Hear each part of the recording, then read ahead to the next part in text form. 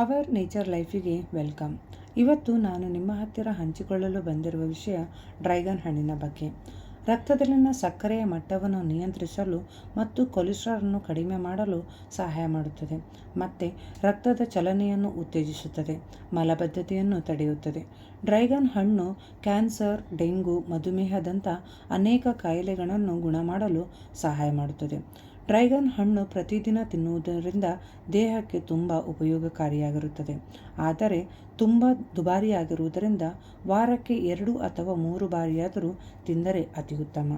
ಡೆಂಗ್ಯೂವಿನಂಥ ಮಹಾಮಾರಿಯಂಥ ಕಾಯಿಲೆ ಬಂದಾಗ ಪ್ರತಿ ದಿನಕ್ಕೆ 1 ಹಣ್ಣನ್ನು ತಿಂದರೆ ಪ್ಲೇಟ್ಲೆಟ್ ಚೆಕ್ ಮಾಡುವ ಅವಶ್ಯಕತೆ ಇರುವುದಿಲ್ಲ. 7 ದಿನದಲ್ಲಿ ಡೆಂಗ್ಯೂವಿನ ಸಂಪೂರ್ಣ ಕಾಯಿಲೆಯಿಂದ ದೂರವಾಗಬಹುದು. ನಮ್ಮ ಆರೋಗ್ಯ ನಮ್ಮ ಆಯುಷು.